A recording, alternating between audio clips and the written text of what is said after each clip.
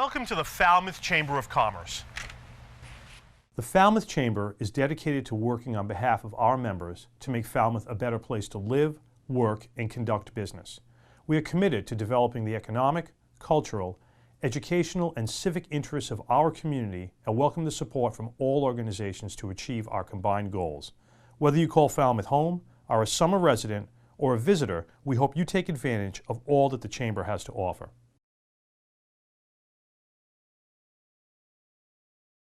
I would like to open the meeting of the Falmouth Select Board. It is Monday, October 30th, 2023. It is 6 o'clock in the evening, and I would entertain a motion to go into executive session to discuss strategy with respect to collective bargaining, Falmouth Library Association contract renewal.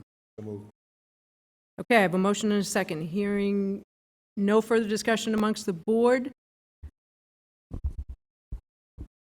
All those in favor signify by roll call, please. Taylor, aye. We will return to open session at 6:30.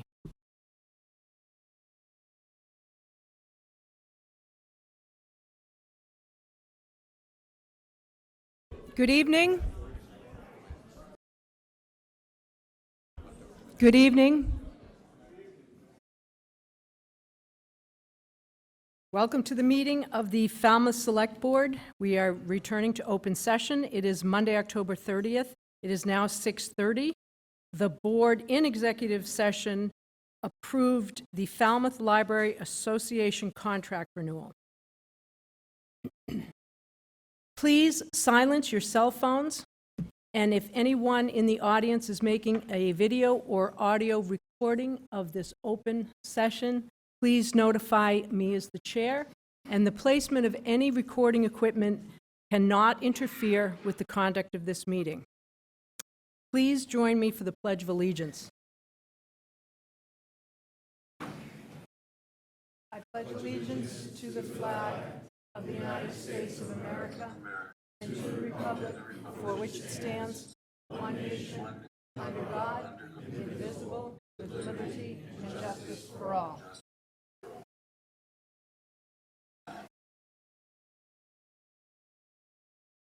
Okay, are there any recognitions from the board tonight? Seeing none. Any announcements? I actually have two. One, Mr. Brown will be participating remotely for this meeting, and all votes, just a reminder to the board, need to be made by roll call. Any other announcement? Okay, we will move into public comment. General. Not yet. We have two sections for public comment. The first section is general public comment, and then the second section of public comment will be comments specifically to the 375 Sandwich Road 40B project. Just so you know, I just want to put that out there ahead of time. So let's start with just general public comment. Yes, sir. Come right up to this mic, please.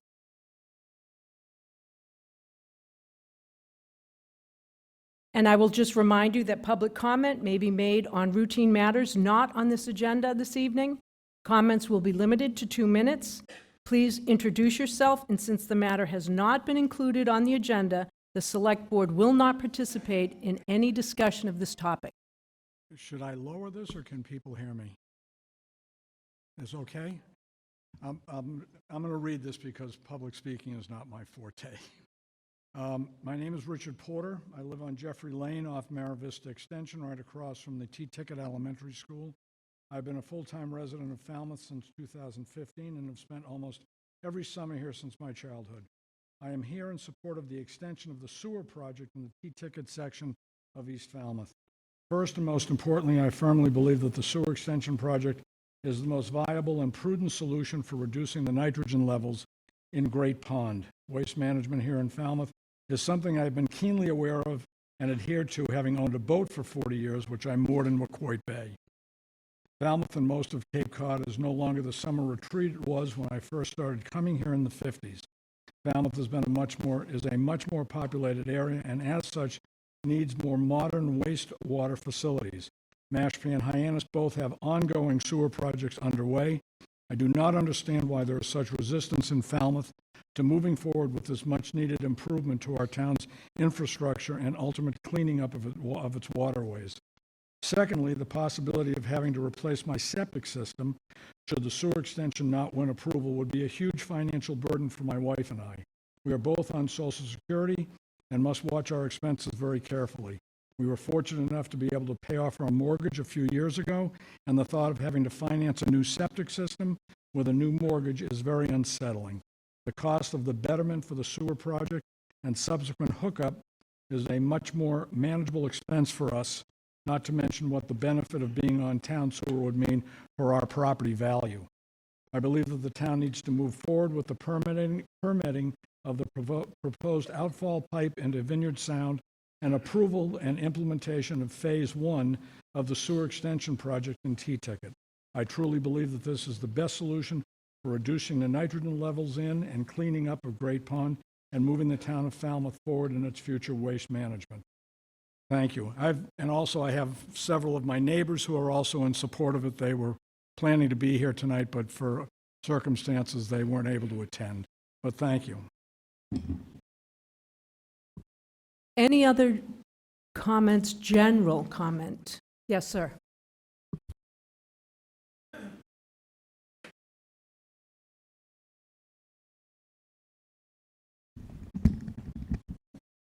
Hello, does that work? Thanks.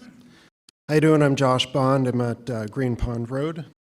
I also want to speak about Article 6 and support of it. I first want to explain my support for Article 6. Recently I was swimming at Cape Pogue over in Martha's Vineyard. It was cold, so in my introductions I also should have mentioned I'm a little bit crazy. But anyway, it was cold, and what was striking, I had my snorkel and mask on, and there was this lush ecosystem of eelgrass and scallops. I even saw one of those small sharks. And it was awesome to see, but it also broke my heart because that's what I remembered Great Pond and Wacoyet Bay to be like. But we don't have eelgrass or scallops or little sharks. We have a nitrogen pollution crisis. There's no question about it.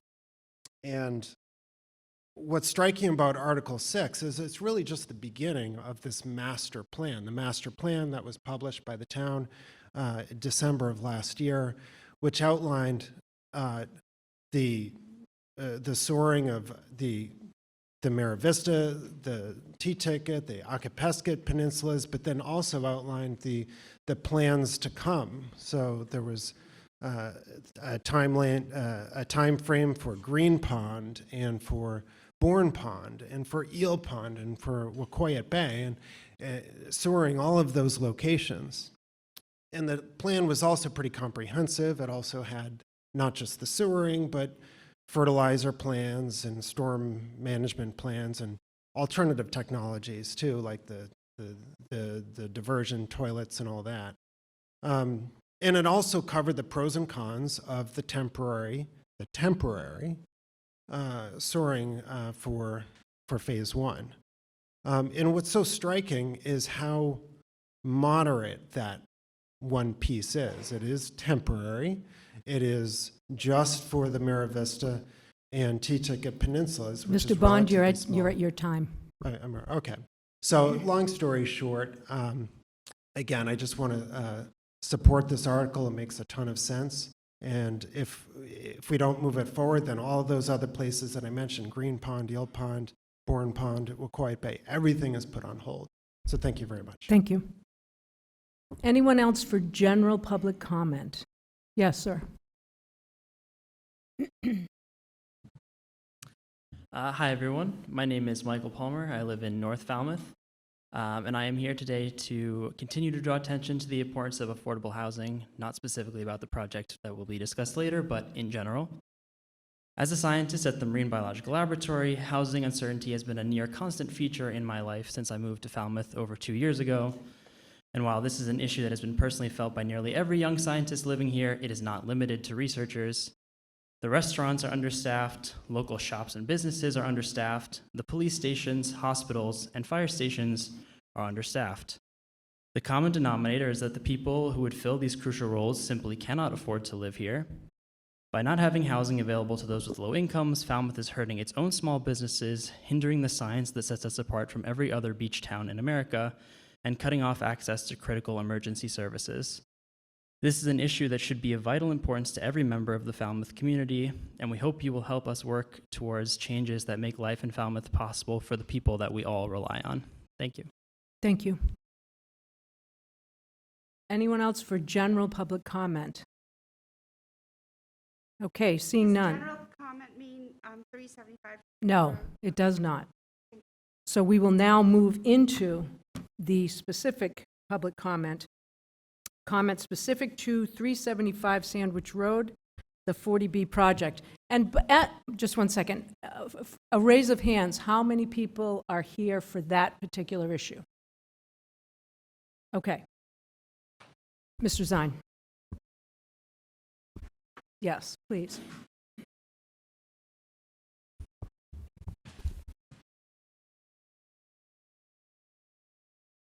Good evening, Madam Chair, Select Board members, Town Administrator, and Council. Council's not here. My name is Tom Zine from East Falmouth. I'll be presenting for 3 other people as well tonight, Okay, so I will extend your time to 6 minutes. 4 other people. 4, 8? Yes. What, my math isn't good?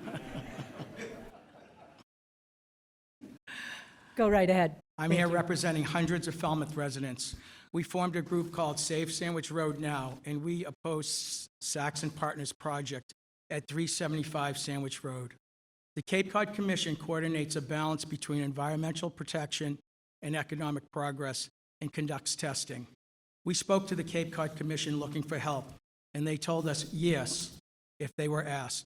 So we are here asking the Select Board to refer the Saxon Partners project to the Cape Cod Commission as a DRI, Development of Regional Impact. Here is a list of some of our concerns. We need a traffic study. Our infrastructure cannot handle additional vehicle or pedestrian traffic. There are no sidewalks on Sandwich Road. On school mornings, there'll be an additional 300 to 600 cars, creating safety concerns. There are 265 homes in the area of these 4-story apartment buildings. That will double or triple the traffic on Sandwich Road. This doesn't even include summer traffic. 300 apartments and no sidewalks on Sandwich Road. This will create an abundance of foot traffic. With many pedestrians living in one location, walking to downtown amenities is dangerous.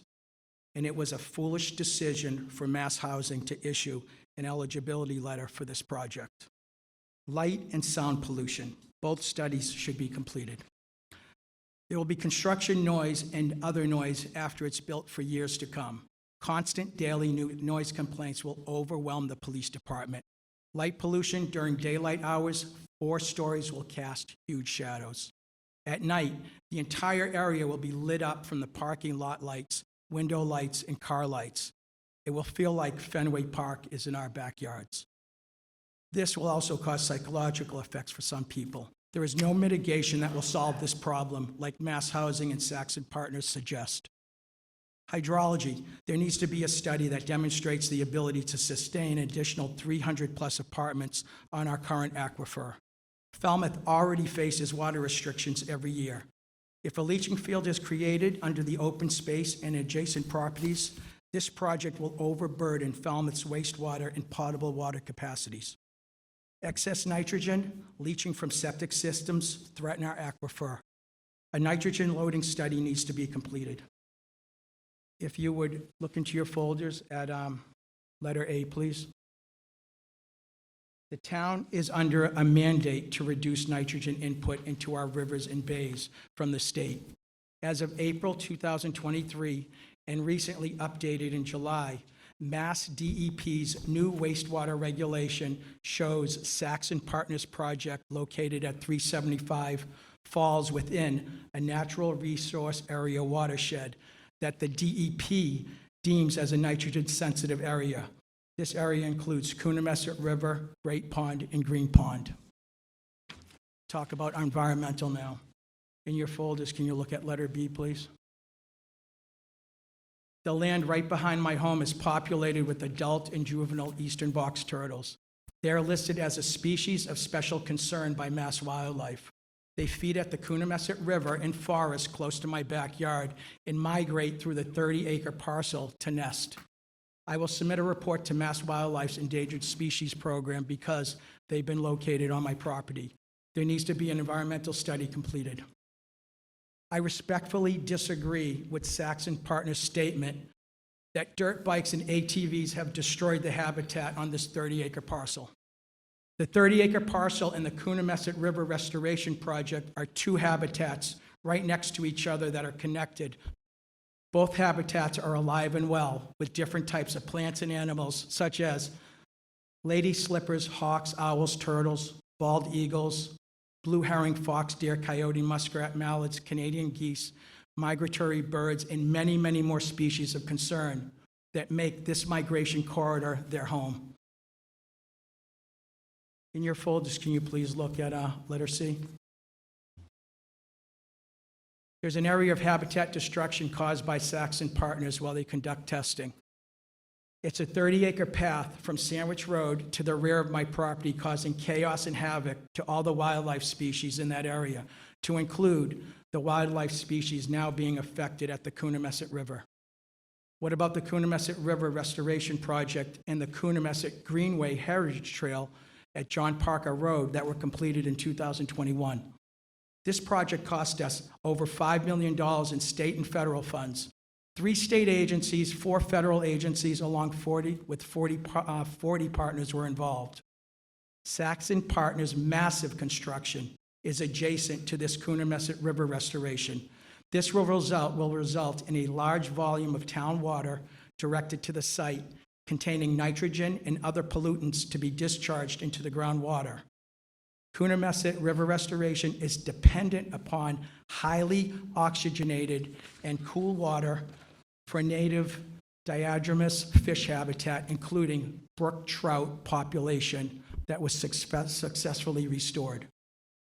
4 other fish species could be threatened: 2 species of herring, white perch, and American eel. There will be contamination going into the groundwater from these massive 4-story apartment buildings traveling downhill into the Coonamessett River. Pollutants, altered oxygen levels, and altered temperatures in the water will destroy the 12 years of planning and work that went into the completion of the Coonamessett River restoration. Let's not forget the noise and light pollution affecting the recovering wildlife populations in the Coonamessett Greenway. Destroying 15 acres of forest will cause stormwater drainage concerns to the Coonamessett Greenway and the houses east of the project. The forest also serves as a carbon sink as well. This Saxon Partners project will cause irreversible damage to the Coonamessett River restoration. I'm going to finish up with this. Density issues. Here are some important statistics. If there are 2.5 people per unit, the density of people at Saxon Partners' proposed housing site would be 50 people per acre. That's 50 people per acre.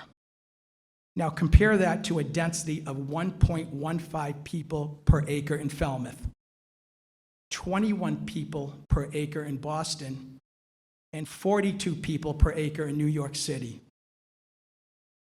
Mass housing is allowing Saxon Partners to build a metropolis located in the middle of 4 rural neighborhoods. The first stage of 300 apartments, once it's fully populated, will increase Falmouth's population by an additional 2% on only 15 acres of land. This is egregious that the state is allowing this to occur. The state, they need to protect their citizens from acts like this, but they're not. We want to thank Falmouth for rejecting this project. Our fight is with the state. If anybody wants to help our cause, email us at savesandwichroadnow@gmail.com. Please keep writing letters and show up at the ZBA meeting on November 30th, 6 p.m. at the Lawrence School. In closing, I want to thank everyone for your time tonight, and we're hopeful you'll consider our request to have studies completed by the Cape Cod Commission. Thank you. Thank you, Mr. Zine. Okay, do we have someone else who would like to speak specifically to this project?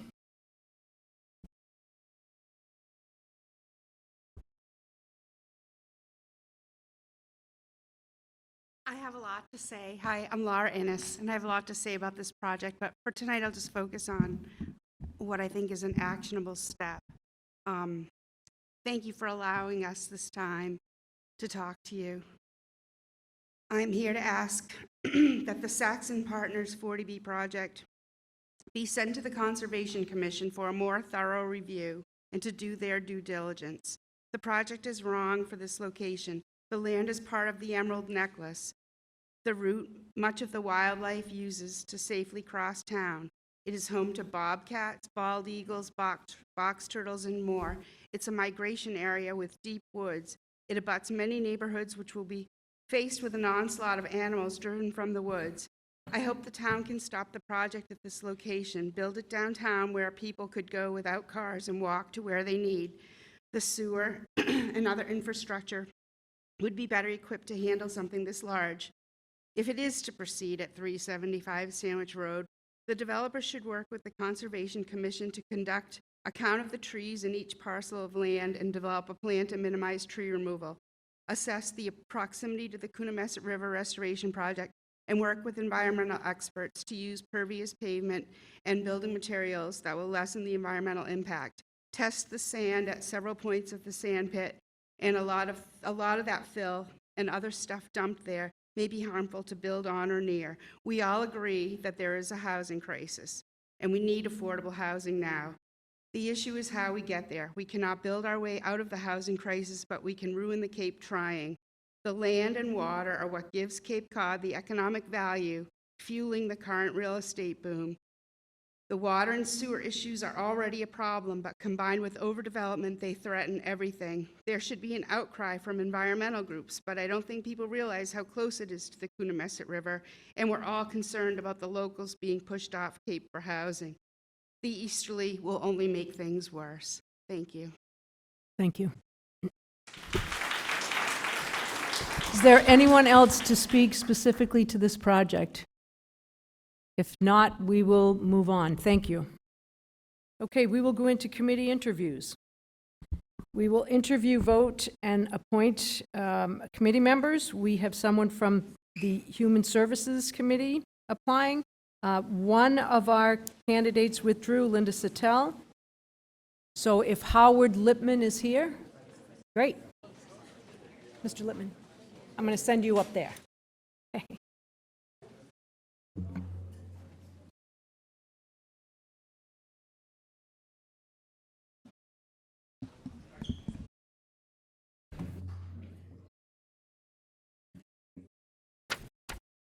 Okay, welcome, Mr. Lippman. And you have applied to be appointed to the Human Services Committee. Tell us a little bit about yourself, please. Good evening. It's nice to be here. I do have experience in the human services field. I am an attorney, and that was my later career. But earlier in my work life, I was involved with human services, first in the city of New Haven, Connecticut, where I was the administrator of elderly services in charge of services and programs for the elderly. And then I moved to Newton, Massachusetts, where for 10 years I was the director of human services in Newton. After working in Newton, I went to law school, became an attorney, a practicing attorney, but I was still involved in various human services related organizations. I've been retired now for 5 years, been a permanent resident of Falmouth for 3, and now that the COVID situation has kind of settled down, I saw this as an opportunity to become involved in the community. Any questions from the board? You all have his Attorney Lippman's application. Any questions, comments?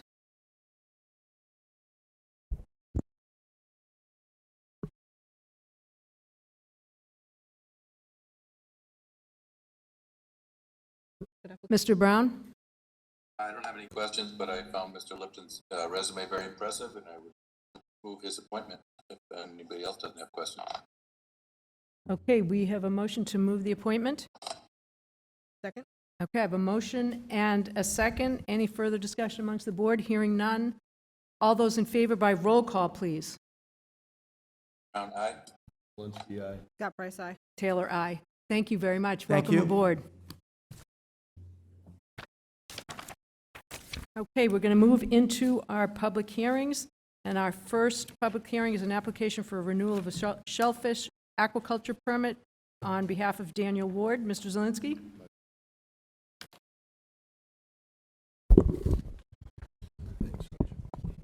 Falmouth Select Board will hold a public hearing under MGL 13057 on a request for renewal of shellfish aquaculture license A19-03 by Daniel Ward, Ward Aqua Farms, 51 North Falmouth Highway, North Falmouth, Mass. 02556. Request for this license was received on October 18th, 2023 in the office of the Select Board.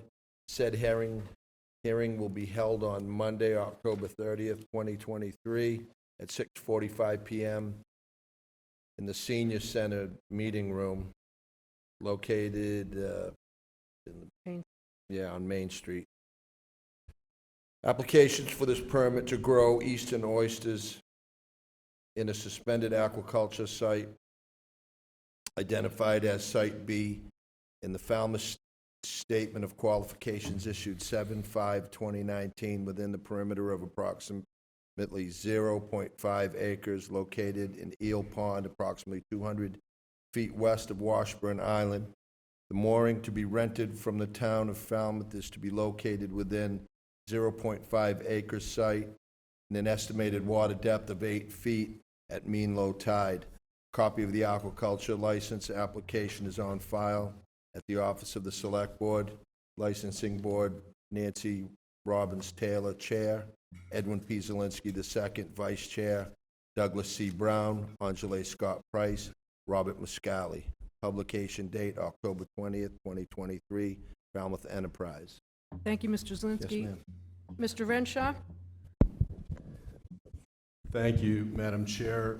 Mr. Dan Ward, I believe, is going to be here to answer any questions. Just wanted to run through real quickly. Chuck Martinson had put together some speaking points included in your packet. As you all know, the MES is seeking approval of renewing the 3 Eel River Demonstration Pilot Project aquaculture contracts.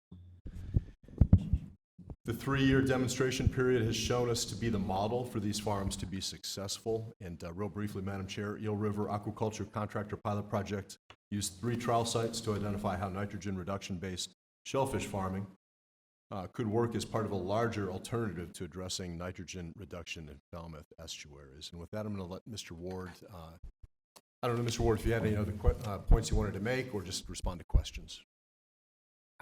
This is a renewal, am I correct? Yeah. Mr. Ward? Okay, are there any questions from the board? I think they're fairly aware of what you're doing. Anything that you would like to add? No, I think that was a great description by both of you, and yeah, I mean the program's going really well, and we're just trying to renew it and do really the same thing that we've been doing the last 3 years and keep it going. Thank you. Any comments from the public? Okay, any questions or comments from Mr. Ward? Hearing none, I would accept a motion to close the hearing. So moved. Okay, I have a motion and a second to close the hearing. All those in favor by roll call, please. Brown, aye. Zelinski, aye. Scott Price, aye. Taylor, aye. Any questions, comments, further discussion amongst the board? I move approval. Second. Scott Price. Okay, I have a motion and a second to approve. Any further discussion amongst the board? Hearing none. All those in favor by roll call, please. Brown, aye. Before the roll call is taken, I was conferring with Mr. Johnson Staub, and I believe we're going to need 3 separate votes for the 3 separate renewal applications. We can't do them all in one. Right, but we're breaking down. Just for We're breaking down all 3 of them, though. Correct? Yes, but this. I just wanted to be clear. This is just for Mr. Ward. This of course. right. Okay. We are. I have Sorry, them all separated. Yeah, no worries. Okay, so I have a motion and a second to approve. All those in favor by roll call. Brown eye. Zelinski, aye. Taylor, aye. Thank you, Mr. Ward. Thank you very much. Okay, we're going to move on to the second public hearing, the application for renewal of shellfish aquaculture permit A19-20, Mary Murphy. Mr. Zelinski. Falmouth Select Board will hold a public hearing under MGL 130-57 on the request for renewal of shellfish aquaculture license A19-02 by Mary M. Murphy, Falmouth Shellfish Cooperative, P.O. Box 441, Woods Hole, Mass. 02543. Request for license was received on October 18, 2023 in the office of the Select Board. Said hearing will be held Monday, October 30th, 2023 at 6:45 at the Falmouth Senior Center on Main Street.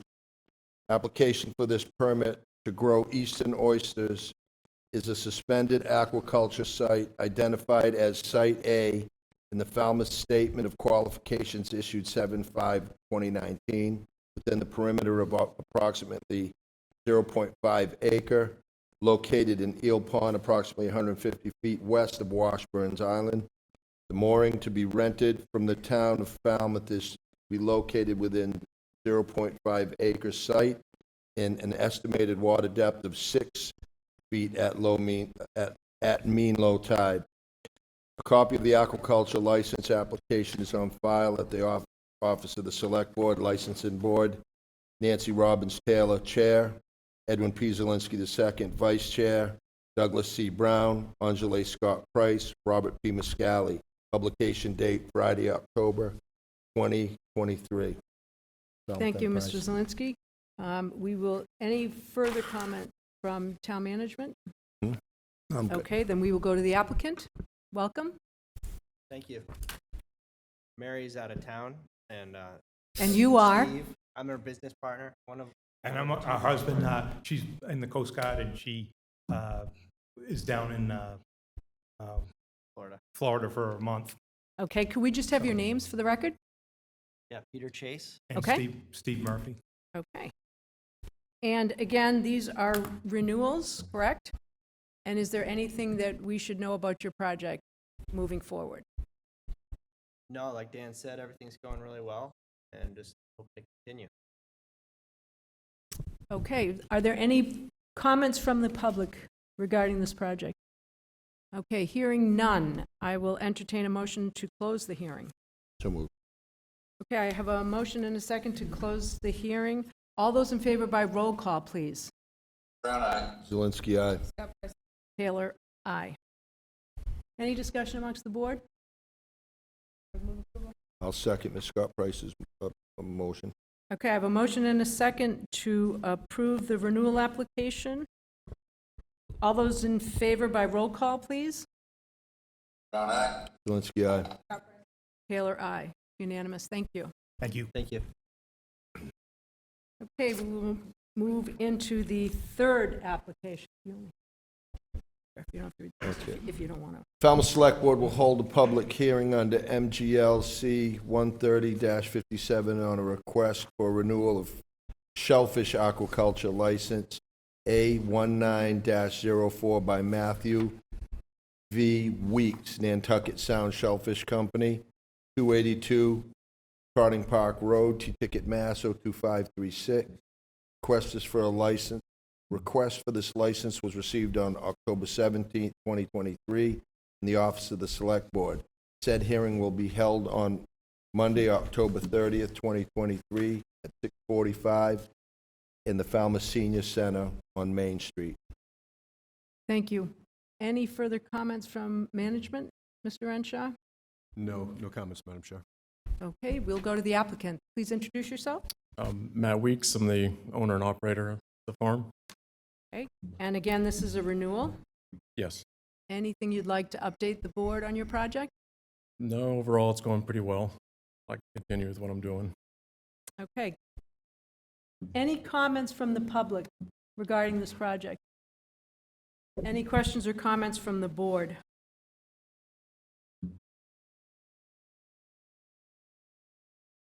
I'll second. Okay, we have a motion to close the hearing and a second. Any further discussion amongst the board? Hearing none. All those in favor by roll call, please. Zelinski, aye. Taylor, aye. Any conversation amongst the board? I'll second Ms. Scott Price's motion. Okay, I have a motion and a second to approve the renewal. Any further discussion amongst the board? Hearing none. All those in favor by roll call, please. Brown, aye. Zelinski, aye. Taylor, aye. It's unanimous. Thank you. Thank you. Okay, our next hearing, request to name the connector from the Shining Sea Bikeway to the crossing at Palmer Ave onto Catherine Lee Bates Road as the Kevin Lynch connector. Mr. Zelinski. The Select Board of the Town of Falmouth will hold a public hearing as required by the Select Board naming policy for public facilities and places to solicit comments from the public on the request to name the connector from the Shining Sea Bikeway to the crossing at Palmer Ave onto Catherine Lee Bates as the Kevin Lynch connector, and to place a plaque in his honor. Comments may be sent via email to selectboard@falmouth.gov, falmouthmass.gov. Public hearing will be held on Monday, October 30th, 2023 at 6:45. Falmouth Senior Center on Main Street. Nancy Robbins Taylor, Chair, Select Board. Thank you, Mr. Zelinski.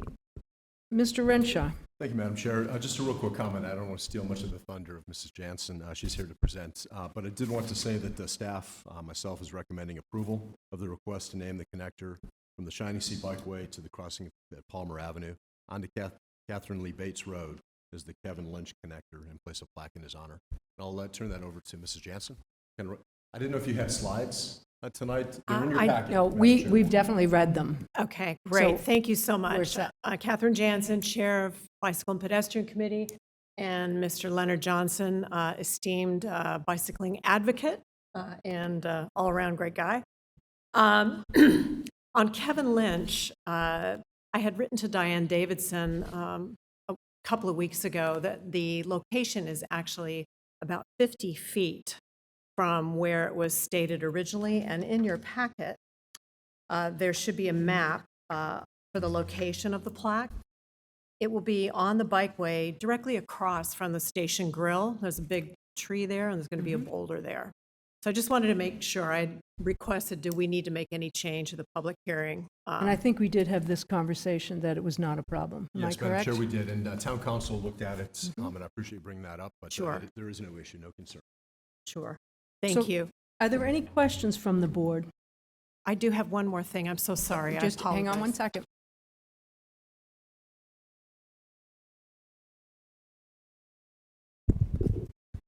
Gone through the 1 year process, have we heard any concerns about this naming? Any opposition to it? I don't. One email. And that's the one that I think I saw today. And that was it, Okay. yes, and I think that came in today. Thank you. Go ahead. I apologize, Madam Chair. That's okay. We would like to call it the Kevin Lynch Pathway because he was responsible for the extension all the way to Carlson Lane.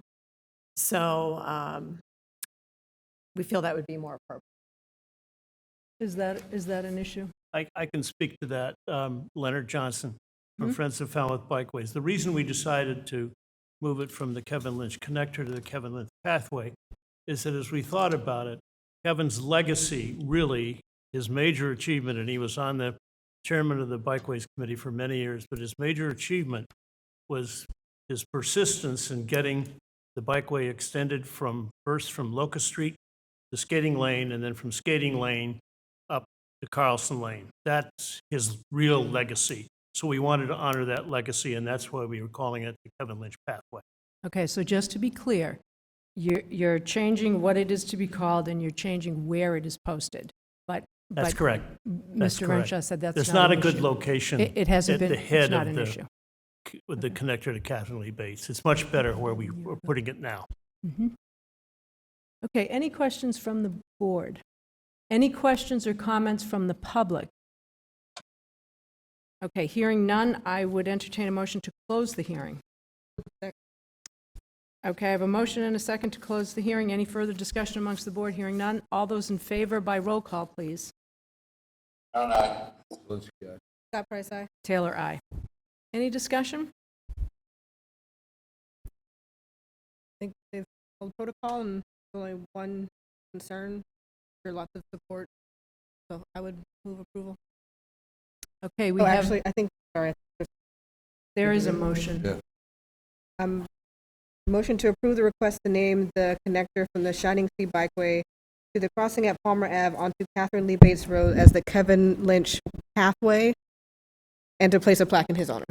Perfect. I apologize. The plaque is across from Station Grill on the Shining Sea Bikeway. It's not right at that connect. It's like 50 feet away. That's fine. Okay. We talked about that. But Sorry. thank you for, Just okay. figuring you don't want to see us again. So we have a motion. Do we have a second? I'll second. Okay, I have a motion and a second to approve. Any further discussion amongst the board? Hearing none. All those in favor by roll call, please. Brown eye. Zelinski, aye. Scott Price, aye. Taylor, aye. Okay, we will move into our next hearing. Mr. Zelinski, please. Select Board of Town of Falmouth will hold a public hearing as required by the Select Board naming policy for the public facilities and places to solicit comments from the public on the request to name the connector from the Shining Sea Bikeway to the crossing at Palmer Ave into Goodwill Park as the Bob Fitzpatrick Connector, and to place a plaque in his honor. Comments may be sent via email to selectboard@falmouthmass.gov. Public hearing will be held on Monday, October 30th, 2023 at 6:45 at the Falmouth Senior Center on Main Street. Nancy Robbins Taylor, Chair, Select Board. Okay, any comments from you, Mr. Renshaw, or should I move to the applicant? Madam Chair, just real quickly again, I am recommending approval for naming the connector from the Shining Sea Bikeway to the crossing of Palmer Ave into Goodwill Park as the Bob Fitzpatrick Connector, and to place a plaque in his honor. Okay. Ms. Jansen? Yes, ma'am. No changes to name or location on this one. Anything, we have your notes, we have your slides. Anything else that you want to add before? Just to speak to the success of the Goodwill Crossing, the early numbers from the Cape Cod Commission is 90 crossings a day. Wow. Pretty great. So It is great. Okay, any comments from the public on this project? Okay, if there are none, I will entertain a motion to close the hearing. Second. Okay, I have a motion and a second to close the hearing. Any further discussion amongst the board? Hearing none. All those in favor? Oh, Mr. Brown, go ahead. Just one clarification on the email for the notice at falmouthma.gov. Okay, thank you, Mr. Brown. Just in case there's a technicality there. Okay. All right, where was that? Okay, I have a motion and a second to close the hearing. Brown eye. Thank you. Zelinski, aye. Scott Price, aye. Taylor, aye. Unanimous. Okay, discussion amongst the board. Again, was there any concerns or opposition brought up about this? I do not remember getting any opposition. I'd move. We did get one. We did get one email that was opposed to the naming of Right, places in general. We mentioned that Nothing on, specific. yeah, we mentioned that on the first one. Mr. Johnson's job did bring that to our attention. You are correct. Right. I motion to approve the request to name the connector from the Shining Sea Bikeway to the crossing at Palmer Ave into Goodwill Park as the Bob Fitzpatrick Connector, and to place a plaque in his honor. Okay, I have a motion and a second to approve. Any further discussion amongst the board? Hearing none. All those in favor by roll call, please. Brown eye. Yeah. Scott Price, aye. Taylor, aye. Unanimous. Thank you. Thank Thank you you very very much. Okay, we're going to move into business. We're going to affirm the appointment of the water superintendent, Mr. Renshaw. Thank you, Madam Chair. Just some background summary. The previous water superintendent, as you probably recall, resigned from his position for another opportunity back in September of 2022. And on September 19th, 2022, Mike Rigetto assumed the duties as interim water superintendent. Madam Chair and Select Board members, a previous recruitment for the position conducted from August 31st, 2022 through December 18th of 22 was unsuccessful in identifying qualified candidates for interviews. In this most recent recruitment, the interviews for which were completed on October 16th, there were 3 very qualified candidates that applied, despite having advertised on a broader scale in the Massachusetts Water Works, New England Water Works, and American Water Works Association. Madam Chair, Select Board members, Mr. Matt Lannon, who I'm introducing to you all tonight, has an extensive 15-year water distribution and public works background, and since February 2020 has held the position of Water Distribution Superintendent for the Dedham Westwood Water District. Mr. Lannon holds a Bachelor's of Science degree as well as multiple professional licenses, has consistently demonstrated a very strong work ethic and professionalism, and very much impressed the interview panel with his knowledge and energy. Madam Chair and Select Board members, it's my recommendation that the Select Board approve and affirm the appointment of Mr. Matthew Lannon as the Town of Falmouth Water Superintendent, and that the residency requirement for division heads, as stated in Article 5, Section 4 of the Town Charter, be waived. And I've invited Mr. Lannon to the podium to introduce himself. Mr. Lannon. Good evening, Welcome everyone. aboard. Thank you. It's an honor and a privilege to be here, and I look forward to working with the community of Falmouth and providing clean, finished water to all taps and provide sufficient water suppression to fire situations. And look forward to working with each department individually at some point in the near future. Questions from the board?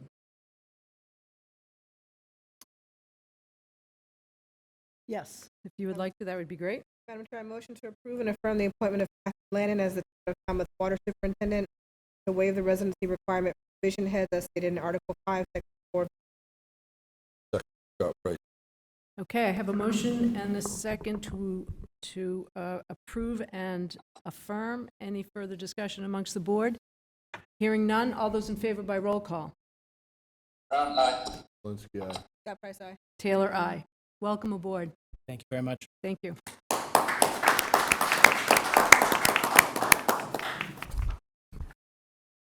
Okay, we will move to vote on Water Quality Management Committee request for Air Force Center for Environmental Excellence, AFSFE fund expenditure.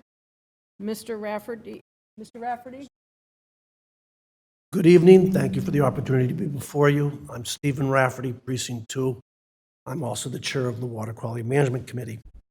Quick background on this. The town received a $298,598 grant from the Southeast New England program back in 2019 to put a permeable reactive barrier in, specifically to evaluate the functionality of such a device to reduce nitrogen flowing to the estuaries, and specifically to look at using a vegetable oil product injected into the ground.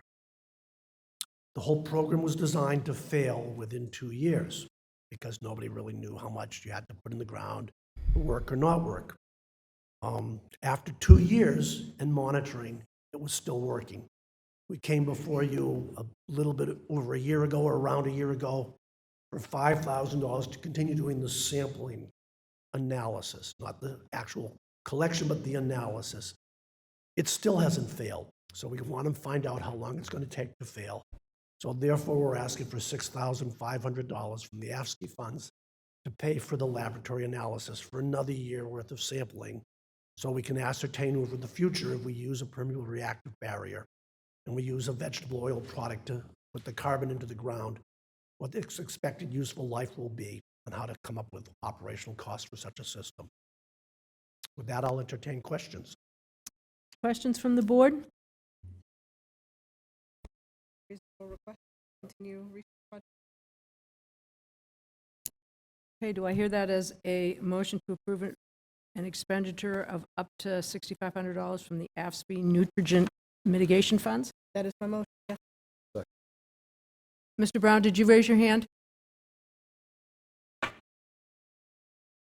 Mr. Brown? He just froze. Okay. All right, I have a motion and a second to approve this request. Any further discussion amongst the board? Hearing none. All those in favor? Aye. Aye. By roll call. Zelinski, aye. Scott Price, aye. Taylor, aye. Unanimous. Thank you for your Thank continued you. support.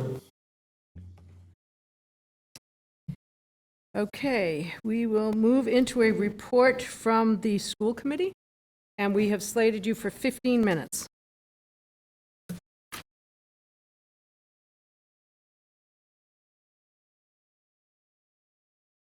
Setup is very similar. OJ.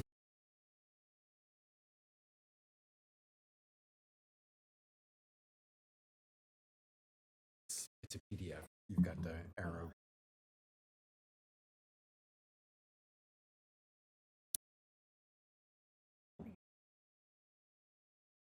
Hi, thanks for having us. Sure. I'm Melissa Keefe, I'm the chair. Welcome to Falmouth. Nice to meet you. Thanks for having us. We're happy to be here and share a little bit about Falmouth Public Schools. And I will turn it over to Dr. Durr.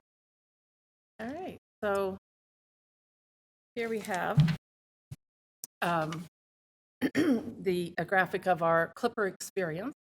And need it down a little bit.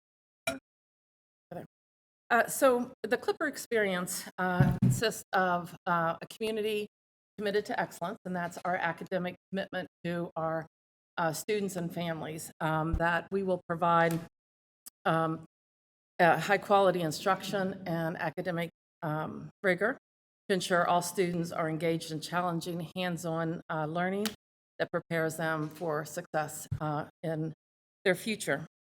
And then the other side of that is every student, every day.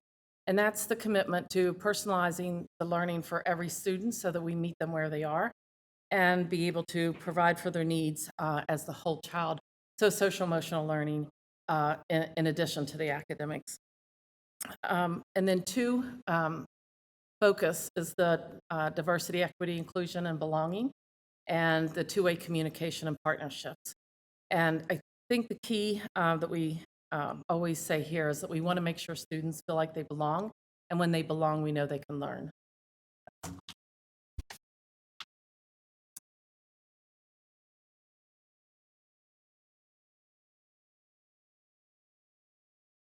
The next slide is about the 23-24 school enrollment. As you can see, the high school, all the schools down. All of Massachusetts, Cape Cod, and Falmouth are on the decline, which is to be expected right now.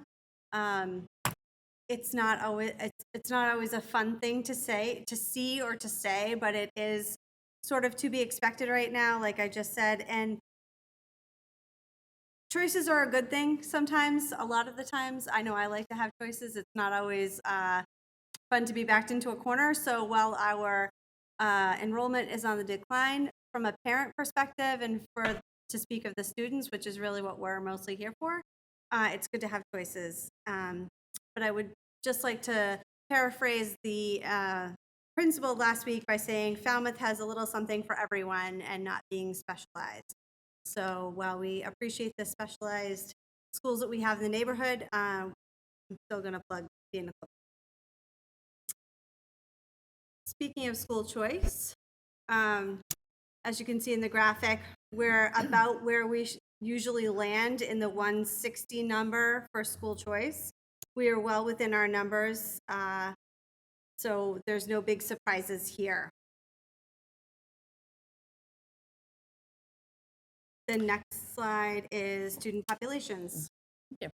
So in our multilingual learners, last year when I was here, we talked about the growth to a 5.8%. As you can see, in this past year, we are at a 6.9%. So that is one of our biggest jumps in 1 year for our multilingual learners. Last school year, we had over 40 students join us within a couple months between January and the end of the school year. I also wanted to show a graph of our students with disabilities. As you can see, that we are continuing to increase the number of students that need specialized services.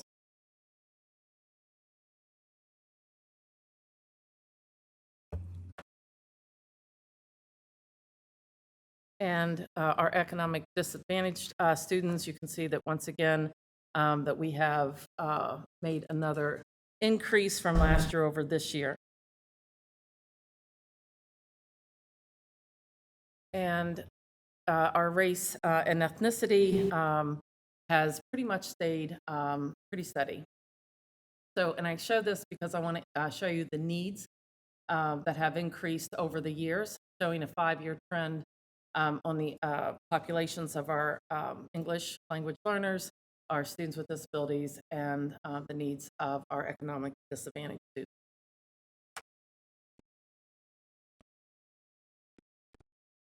Volunteers in Public Schools, also known as VIPs, how lucky are we that we have this amazing group of people in our town? The VIPs provides the schools with organized, reliable volunteer people whose collective talents, time, and energy supplement and enrich the curriculum. Nissa Morton is in charge of the school-based programs. I would also like to thank Tracy Crago and Andrade Geishecker. Without them, we couldn't have what we have. This program was built. There are schools and districts from around the country that approach Falmouth and ask us for our model and how can they have a VIPS in their school. So this is the start of a few slides of how excited I am for the extra things that we have in addition. I also would just like to say that the high school students get volunteer credits, and that goes towards our college application. So just one more thing that we're doing to help build our students to get them into the adult world, if you will. Falmouth Education Foundation is another amazing program that we have. Just kidding. Falmouth Education Foundation is another amazing program that we have here in town. Makerspace at East Falmouth Library and the math team enjoyed exploring hands-on STEM concepts and participating in the Math Olympiad for elementary students for a contest this year. 41 grants are being funded by Falmouth Education Foundation, affording students and teachers in Falmouth Public Schools innovative educational experiences enhanced by our community partnerships, such as Woods Hole Science Community. Again, this is an amazing and wonderful, generous program, and not just the program, but the people included. They have a mini grant program that we encourage teachers to apply for things that are sort of come up unexpectedly. And then there's also the annual grants that they also apply for. If you're looking for a volunteer thing to do, VIPS, Falmouth Education Foundation, and our next slide, which is Falmouth Road Race. I don't ever want to hear anyone say that they're bored in town. There's plenty of things to volunteer for. Speaking of the road race, as another amazing group of volunteers and runners, Falmouth Road Race is so unique to Falmouth. It was started in the 70s by a great group of gentlemen. A few of them are still with us and running strong almost every year. The volunteers for the Falmouth Road Race go from the elementary schools on up, and they get excited, and kids like to do it every year. And when they are getting ready to graduate, they can, remind the road race that they've been doing this and have fun with it. The Falmouth Road Race is extraordinarily generous to Falmouth Public Schools and the town of Falmouth, and we are very lucky. And I would like to thank Scott Gelfie as the chair this year and the past few years. Our next slide is composting in Falmouth Public Schools. We have joined up with Black Earth Compost, which is formerly known as Composting with Me, to help our youngest learners this year start composting. We started at Mullenhall School this fall. We hope to have Falmouth High School and the other elementary schools on board in January, and we hope to have Morse Pond and Lawrence by the end of the year. In the cafeteria, there's I think 3 different trashes. There's the plastics, the composting, and then the regular trash. It's just teaching our students how to be good earth stewards. So we have to take care of our earth. It's important to teach our students not just the academics, but also things like this. Thank you, Black Earth Compost, formerly known as Composting with Me. Sorry. We also want to share about the partnerships we have with Woods Hole and the greater Falmouth community. And you can see here the number of partnerships that we have. And I won't name all of them, but they continue to grow and get stronger. And they all offer some academic opportunities for our students, anywhere from the first grade has a day at the Shivericks Pond. Third grade called Oysters Are Awesome. We have the Green Bus Tour at fourth grade, Density in the Water Cycle in sixth grade. Seventh grade is a day in the village. Eighth grade's a trip to Cuttyhunk. It continues to go. We have an opportunity for every grade from kindergarten clear through 12th grade. And in most grades, we have more than one opportunity. Just a few slides so you can see our kids engaged in some of the activities.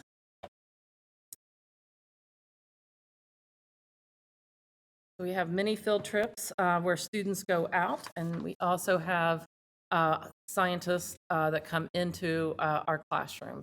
But you can see opportunities for all grades. We also have our community partnership with the Cape Cod, Cape Verdean Museum and Cultural Center. All of our second grade students go to the museum and learn about our Cape Verdean families and our sister school in Cabo Verde. We have a partnership and continues to grow strong with the Wampanoag Mashpee Education Center. Here they're doing the People of the First Light dance for our students, which they do every year in November at every school for all of our students.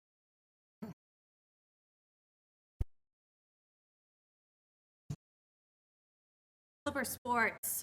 I'd like to welcome alumni Todd Oliveira to the athletic director position this year. Todd is a proud Falmouth High School graduate, 19-something, and we'd like to thank Kathleen Burke for her service and her time at Falmouth. She set up some great programs, and we're looking forward to see what Todd has to offer and see where our Clippers go on and off the field. The Clipper Theater this fall is You Can't Take It With You, and those will be on November 17th at 7, November 18th at 2 p.m. Saturday, November 18th 7 p.m. and November 19th at 2 p.m.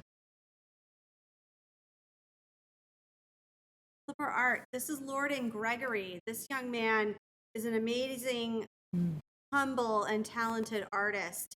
He won the 2023 Congregational Art Competition for the 9th District, being represented by our Congressman Bill Keating.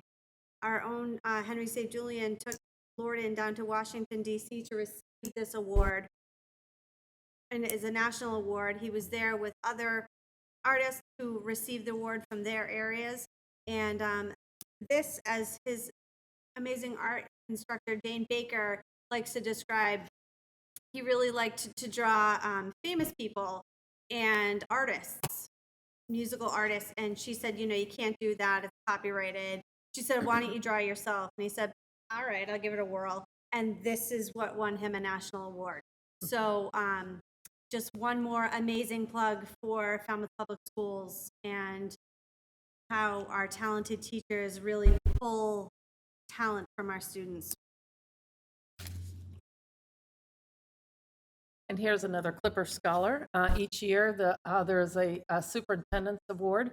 Every superintendent across Massachusetts chooses a student.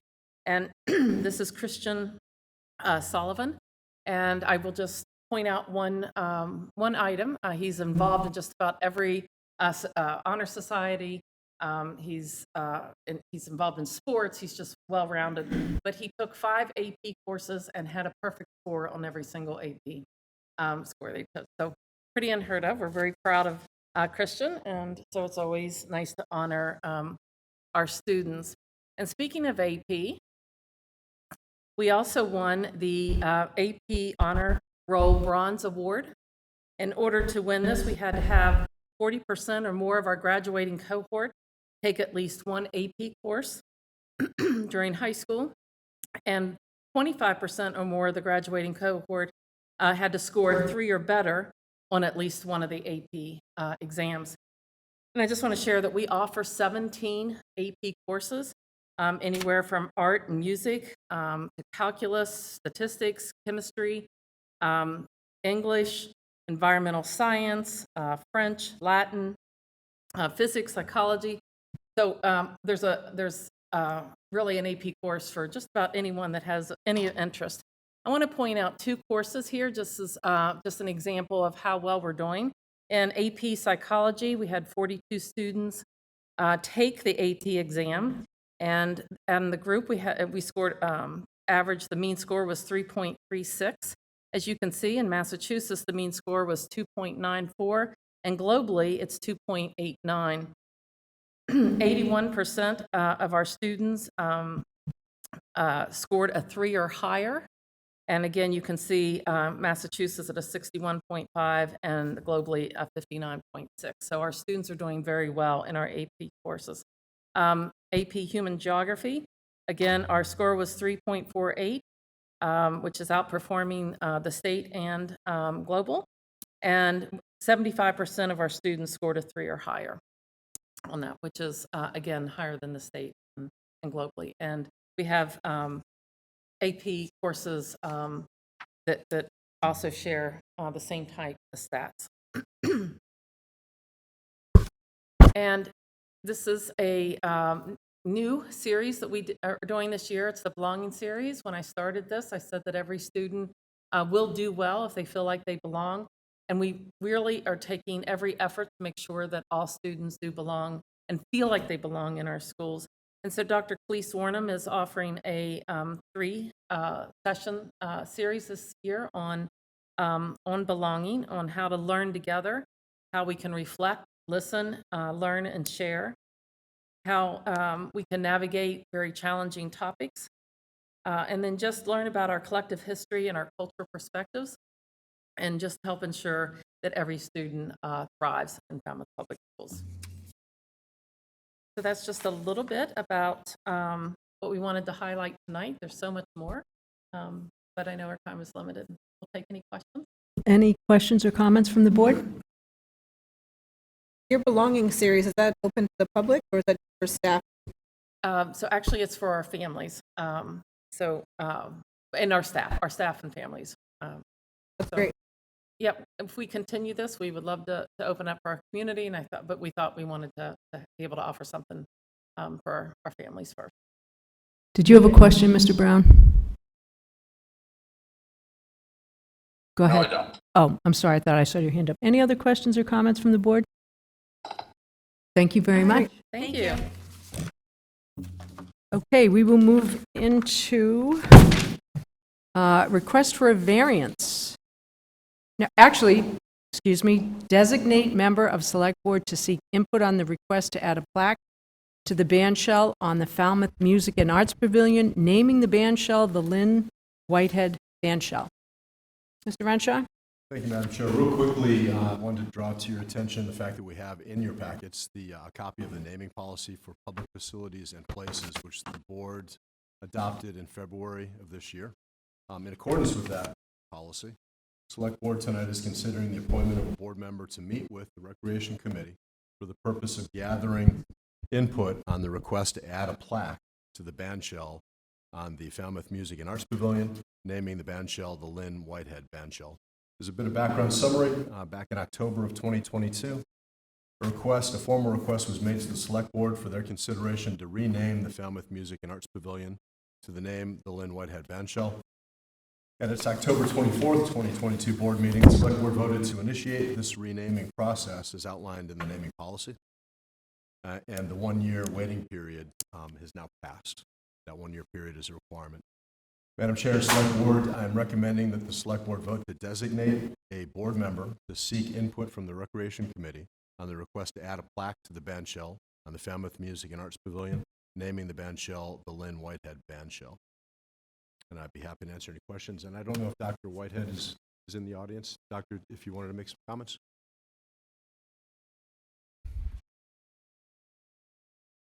Welcome. Thank you. The Falmouth Town Band is fantastic, and it's doing very, very well under the leadership of Tom Lorraine. We have professional teachers who come and play during the summer. We have kids coming, we have retired people coming, we have summer people coming, we have returning people who have been returning for 30 or 40 years. The reason this request was made is because there's been a lot of confusion about the name. Oscar Wolf had brought forward requests to make a band shell in 1972, and it was made, and a plaque was given. Lynn actually arranged to get that plaque made for him, and it was put on the old structure.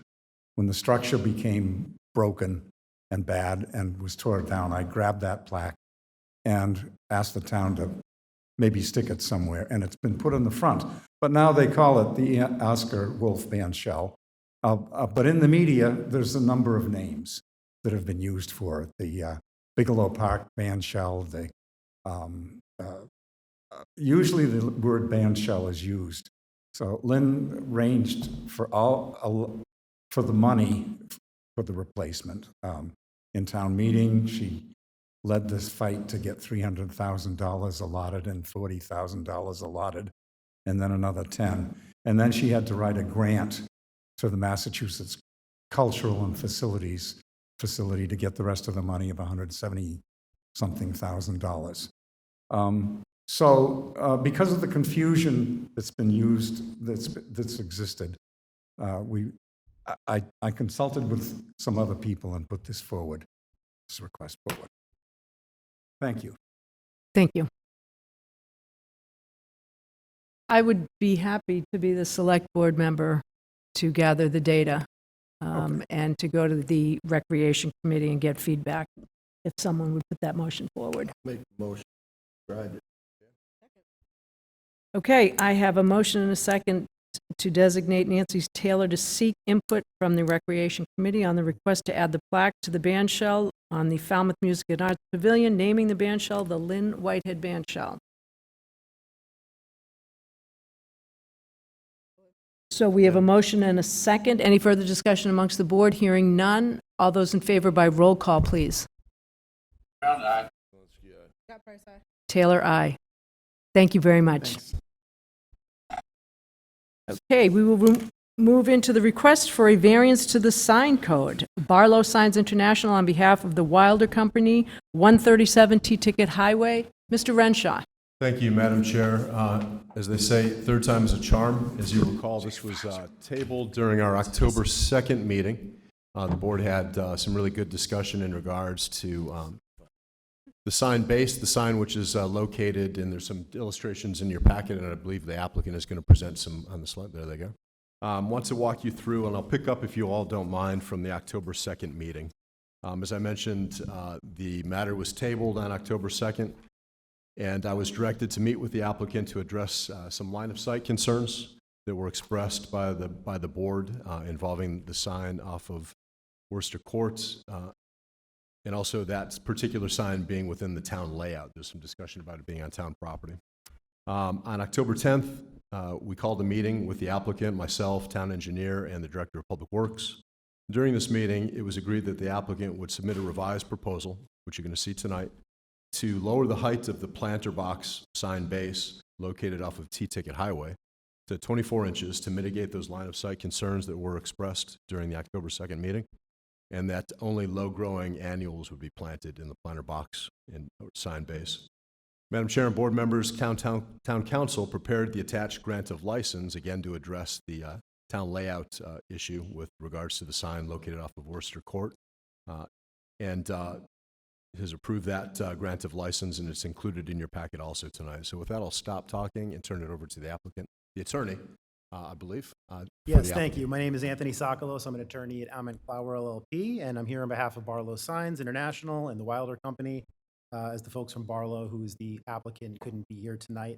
We're seeking a variance approval relating to two proposed freestanding signs at the Falmouth Mall, which is the shopping center located at 137 T-Ticket Highway, to replace the existing freestanding signs of the property, one of which I'll call Sign A, which is the one before you, is the one that's located at the entrance to the shopping center on T-Ticket Highway, and the other is Sign B, which is located near the entrance to the mall at Worcester Court.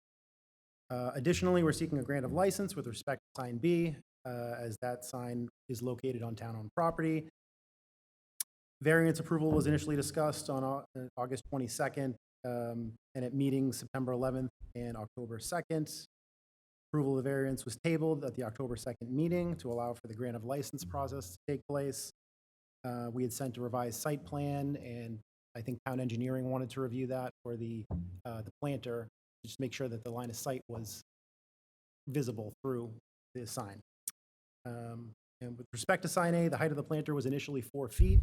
It's been reduced to 2 feet, as shown on the slide. I don't know if you can see at the very bottom. Can you speak, up? The microphone, is it on? If Oh, you am could I not speak speaking right into the it? microphone, just a little bit. Okay, sorry about that. Sure. So the base of the sign is now 2 feet as opposed to the previous 4 feet. And there is a line of sight of 3 foot 4 inches in between the base of the actual signage and the base of where the planter is going to be located inside. Speak right into that. I'm sorry, I have to really lean over here. And with respect to sign B, that's going to be on Worcester Court, this sign is located on town-owned property, and that's the subject of the grant of license.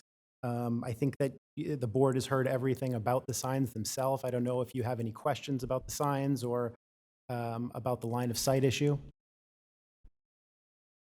Questions from the board? Mr. Brown? Is the only change the planter? Yes, that's correct. That's the only change. And Madam Chair, may I ask, was engineering happy with that change and the line of sight that's now going to be available? Great question, Madam Chair and Board Member Scott Price. Yes, town engineer was satisfied and happy with the proposal, the revised proposal. Thank you. Any other questions or comments? Mr. Brown? Mr. Zelinski? Madam Chair, if there's no further discussion, I move to approve the variance request and grant of license for the sign located within the layout of Worcester Court as presented. Okay, I have a motion and a second to approve. Any further discussion amongst the board? Hearing none. All those in favor by roll call, please. Brown eye. Scott Price, aye. Taylor, aye. Thank Excellent. you. Thank you. Now, does that motion specifically says Worcester Court, so is that going to encompass the T-ticket one as well?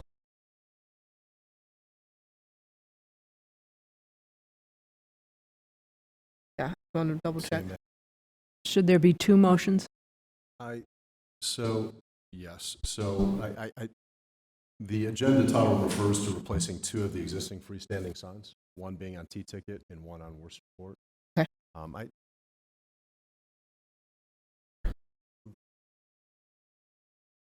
thought that. So if you don't mind taking a second vote with regards to the variance. The variance. Okay. So, motion to approve the variance request and grant of license for the sign located within the layout of T-ticket as presented. Okay, I have a motion and a second to approve. Any further discussion amongst the board? Hearing none. All those in favor by roll call. Brown eye. Scott Price, aye. Taylor, aye. Thank you. Thank you very much.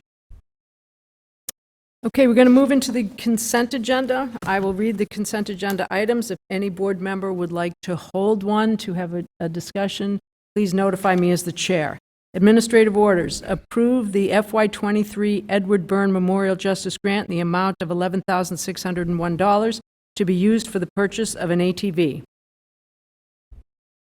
Approve temporary grant of access license to Brian Halligan to enter upon town property at 0 Oyster Pond Road for the purpose of conducting invasive species management on the property. Approve application for grant funding for 2 coastal resiliency culvert replacement projects in Falmouth, Oyster Pond, and Red Brook through application by the Association to Protect Cape Cod, APCC, for an FY25 NOAA Transformational Habitat Restoration Grant competition. Approve request for exemption under GL Chapter 268A, Section 19B of the Conflict of Interest Law disclosure by a non-elected municipal employee of financial interest and determination by appointing authority Marilyn J. Rowland, Falmouth Cultural Council, relative to Arts Falmouth, Inc., application to Falmouth Cultural Council for grant funding.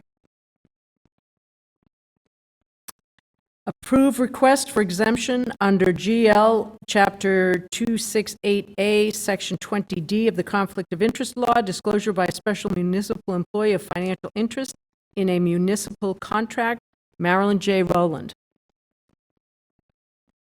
Okay, I will entertain a motion to move the consent agenda.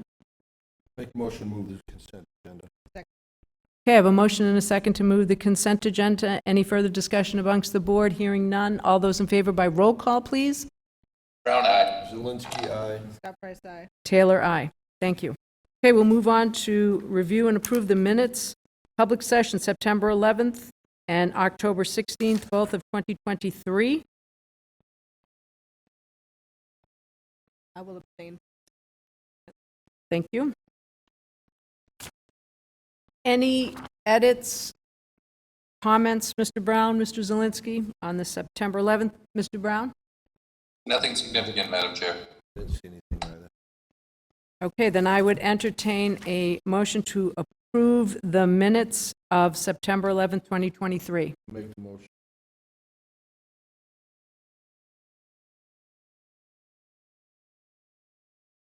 Would you second that, Mr. Brown?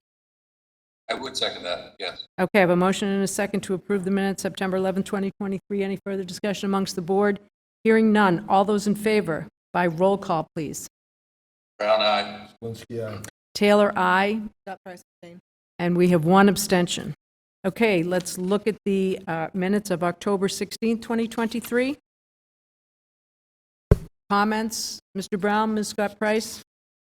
I'd just like to comment that I think these submitted by Carol were really, really well done. Very well done, very complete, very professionally Very done. clear. I didn't. I have no edits. Okay, I would move approval of the minutes of the meeting of October 16th, 2023. okay, we have a motion and a second to approve the minutes of public session, October 16th, 2023. Any further discussion amongst the board? Hearing none. All those in favor by roll call, please. Brown eye. Zelinski, aye. Scott Price, aye. Taylor, aye. Thank you. We will move into the town manager's supplemental report. Thank you, Madam Chair. I do have a few updates, but I'll try to move through them quickly. With regards to the housing production plan, wanted to let the board know that our housing coordinator and town planner continue to work really diligently with the consultant, Horsley Witten Group. I hope I'm pronouncing that correctly. On the remaining elements of the housing production plan, the HPP, as you know, is a 5-year strategy for planning and developing affordable housing in a municipality. As Falmouth's current plan, approved in 2018, is due to expire in January 24. An update is urgently needed, so they're working very hard to make that happen. Because public input is a key component of the process, over the next few months, the town will be providing numerous ways for the public to learn more about the project and provide their comments and feedback. The first of these public meetings is scheduled for, and this is a typo, Wednesday, November 8th, at the Falmouth High School's Cafeteria A from 6:30 to 8 p.m. This first meeting will kick off with a presentation from 6:30 to 7 concerning key findings on housing data, housing needs, and the challenges for development in the area. Following this presentation, small group discussions will be conducted from 7 until 8. The discussions in the small groups will focus on how the town can better meet the community's housing needs and where is affordable housing development most appropriate. Second update I want to provide the board is in regards to the comprehensive review of town parcels. The planning department is leading a very comprehensive review of all town-owned parcels to determine the suitability for affordable housing and other municipal uses, which include potential sites for a new police station and beach department offices. The town owns about 400 parcels, most of which are protected or otherwise unsuitable for development. There have been prior efforts to identify parcels suitable for affordable housing, but this review will be much more comprehensive and will document the specific criteria that limit potential uses of each parcel, so the town will have a database that can be accessed and updated for future use. Given the number of parcels, as you can imagine, this will take many months to complete this review with input from multiple departments. The third update I wanted to provide is in regards to a really outstanding program that our acting interim library directors participating in. Brian Stokes met with Sheriff Donna Buckley and her education team in May concerning some potential partnership opportunities that our library may be engaged in. Brian has recently reported that the sheriff's office was extremely enthusiastic about a partnership and some of the ideas he had for collaboration. In July, Brian began visiting the County Correctional Facilities Library to begin weeding and organizing their book collection. Currently, Brian is visiting on Wednesdays and Fridays on alternating weeks, because as you can imagine, he's very busy at the library as well, with a group of male inmates coming to the library at the correctional facility on Wednesdays and female inmates visiting on Friday. For now, Brian is continuing his work focusing on organizing the library collection while also taking requests for specific titles and subjects from inmates and filling those requests with donated materials from our friends of the Falmouth Public Library. In the future, Brian hopes to expand his collaboration and partnership with the Education Department to roll out book discussion groups structured like college-level literature courses, as well as offering instruction for incarcerated parents on how to effectively read to their children. The fourth update I wanted to provide is just a real quick summary of some of the meetings I've attended over the past week and a half or so. On October 17th, I was invited to tour the entire Marine Biological Laboratory campus to get a real deep understanding of the MBL facilities, its history, and its capabilities. The tour was facilitated by Dr. Patel, who, as you know, is the director of MBL.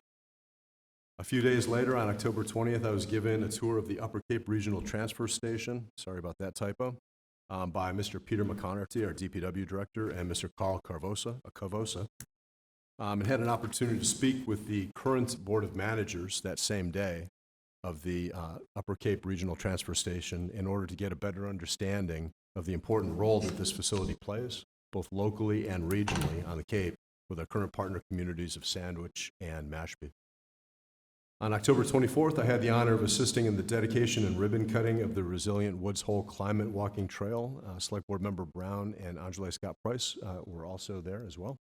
The interactive trail, as you recall, consists of 12 stations, each with its own narrative regarding the importance of coastal resiliency and the impact of climate change and sea level rise on our community, both now and through 2070, and learned a lot of fascinating statistics and data. As you know, it's interactive QR code scanning, so I'd encourage everybody, if they haven't checked it out yet, to go down and take a look at the tour, walk the tour. And following that ribbon cutting event on October 24th, I attended a Woods Hole Oceanographic Institution tour of its Quisset campus. The purpose of the tour, which was facilitated by Senior Advisor Mr. Colin Reed, was twofold. First, Colin and I discussed the impact which the lack of affordable workforce housing is currently having on the institution's employee base, and specifically among the ranks of the support staff there at the institution. Secondly, I had the chance, and I really enjoyed this, to tour the majority of the campus facilities on the Quisset campus to get a better understanding of the activities and major functions performed on this particular campus. And lastly, Madam Chair and Select Board, there's a listing of the upcoming meetings through December 18th. Thank you, Mr. Renshaw. Do we have a meeting before town meeting on November 13th? 6:30? Unless there's more than. Okay, just want to remind the board that we usually do meet prior to town meeting. Thank you, Mr. Renshaw. Any select board reports? Madam Chair, Okay, thank you, Mr. Brown. Go ahead. Madam Chair, I attended zoning board of appeals workshop last Saturday with Mr. Renshaw, and it was pretty productive. Thank you. Ms. Scott Price? I also attended the Resilient Woods Hole event, as Mr. Renshaw said. Thank you. Mr. Brown, I'm sorry, I didn't hear you. Oh, I didn't say anything. Okay, no report. Okay, thank you. Okay. With that, I know we have discussion of future agenda items. We do have a running list. Is there anything anyone wants to add to that at this point? Ms. Scott Price? I'd like an update on the status of the hiring of the DEI officer position. Okay. Mr. Brown? I want to bring up the discussion about the rail to trail versus rail with trail. Yes, and we do have that. We actually talked about that last Wednesday, so yes, thank you. Okay, thanks. Anything else? Okay, hearing nothing, I will entertain a motion to adjourn. So move. Okay, I have a motion and a second to adjourn. Hearing no further discussion amongst the board, all those in favor by roll call, please. Brown eye. Zelinski, aye. Scott Price, aye. Taylor, aye. Thank you, folks.